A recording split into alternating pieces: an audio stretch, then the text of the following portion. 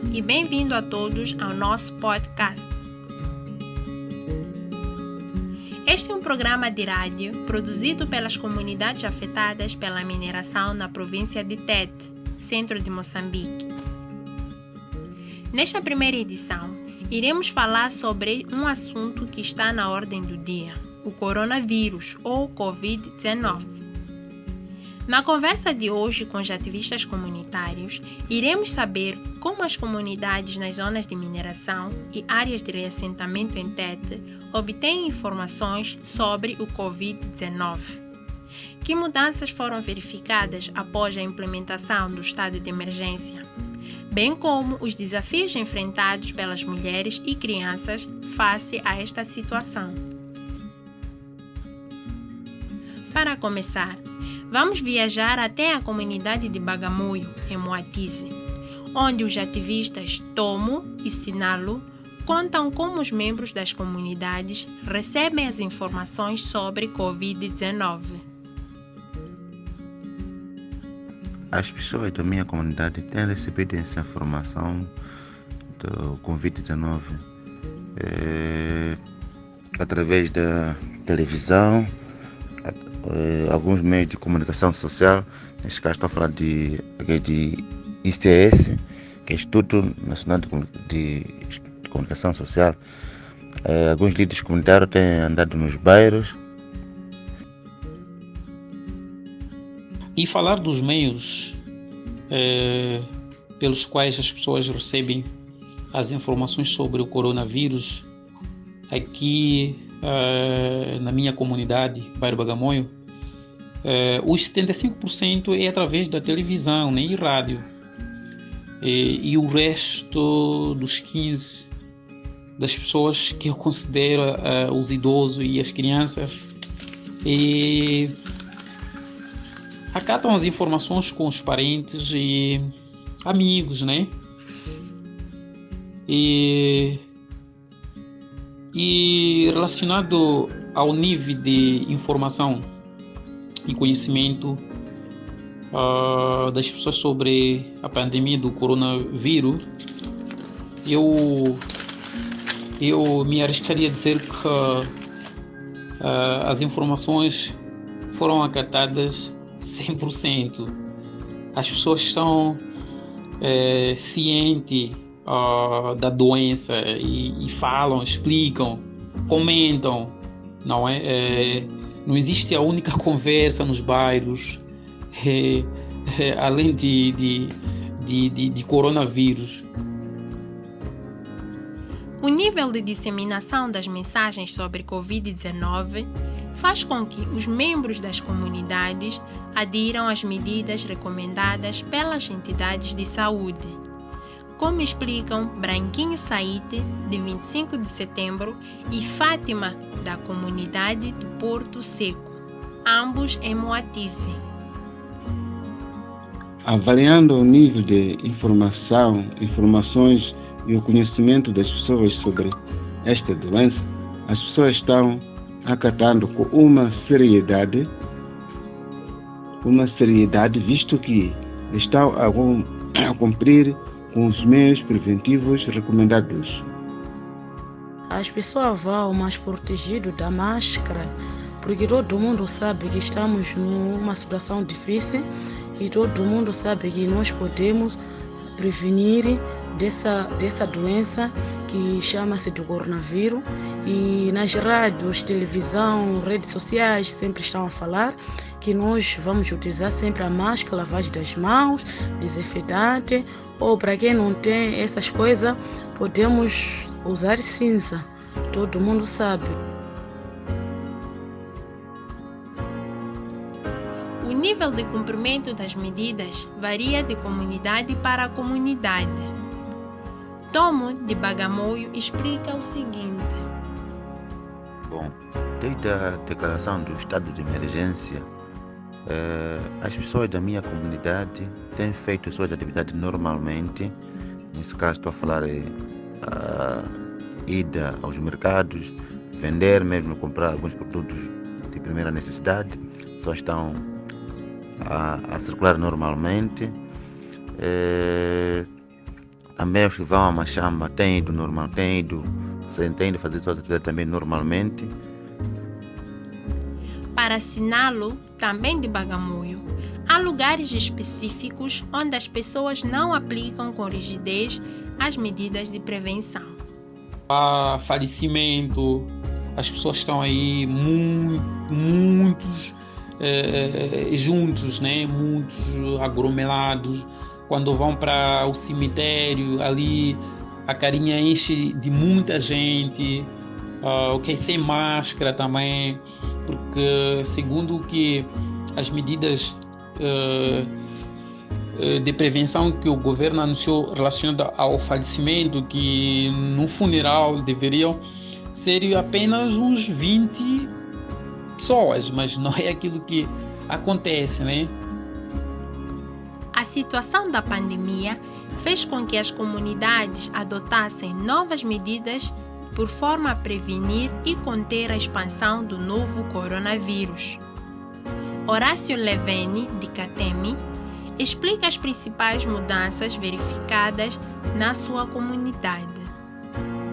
As principais mudanças verificadas na minha comunidade: algumas pessoas não podem viajar de carro por falta de máscaras. As pessoas que viviam através de fabrico e venda de bebida alcoólica não podem o fazer. Nas bancas onde vendiam bebidas alcoólicas não podem vender. Quanto a atividades diárias, os camponeses e criadores de gado continuam a realizar as suas atividades normalmente, como vinham fazendo. Nos mercados estão a funcionar, mas controlado pelas autoridades policiais. Entretanto, a pandemia trouxe alguns desafios para as comunidades. Fátima conta que na sua comunidade o negócio informal foi afetado, tal como o sistema de poupança feito pelas mulheres nos mercados.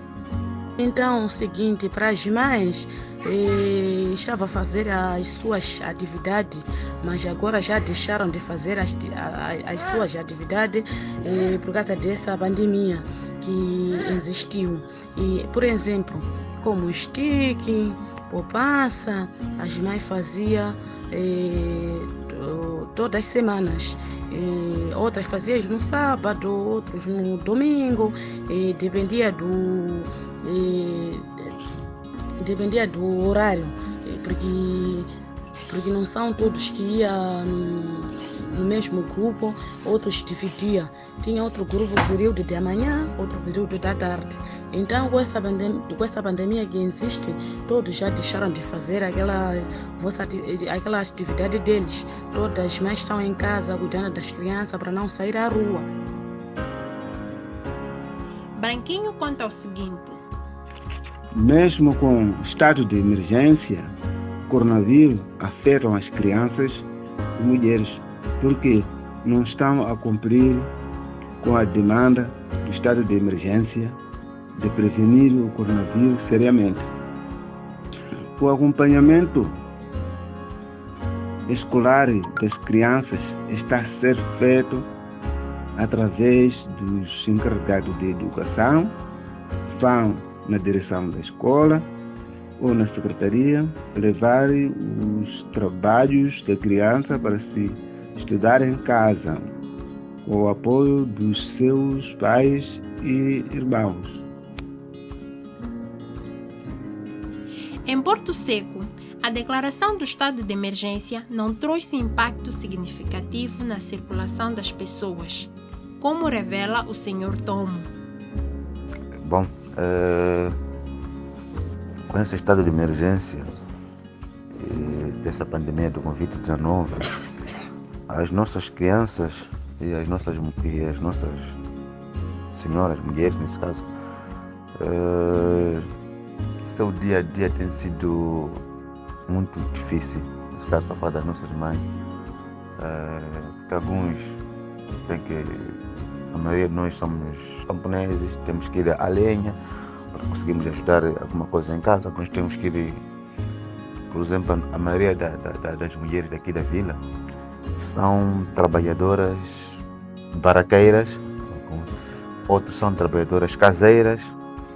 Então, como muitas das barracas estão encerradas, então eles também estão a ficar já sem aquele subsídio, nesse caso estão a falar um pequeno salário deles.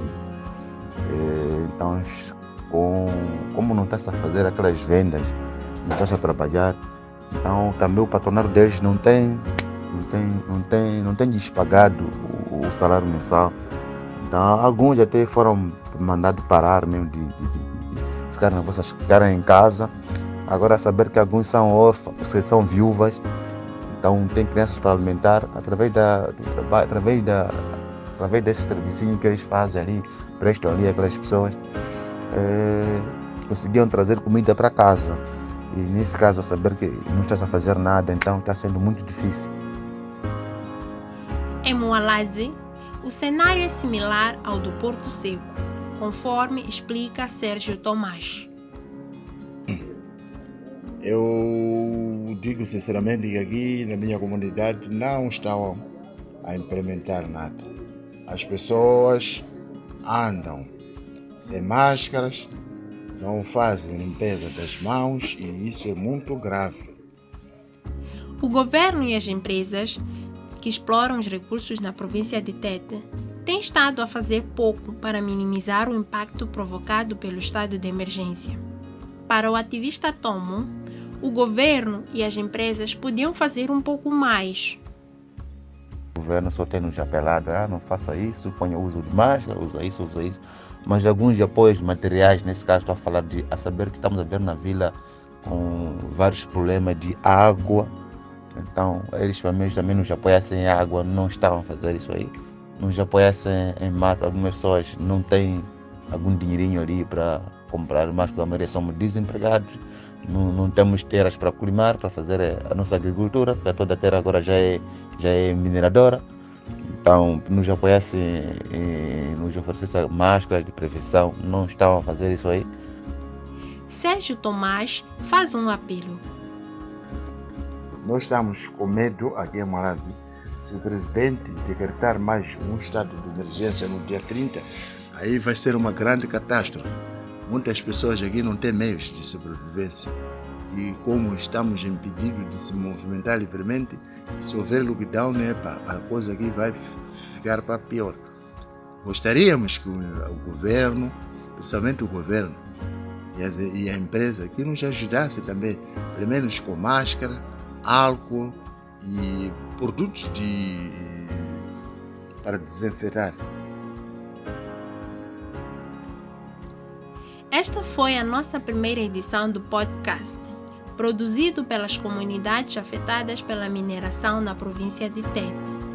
A mesma contou com o apoio da AAJC de Moçambique, da Fundação Benchmarks da África do Sul e do Fundo Humanitário Steelworkers do Canadá. Obrigado e até a próxima edição.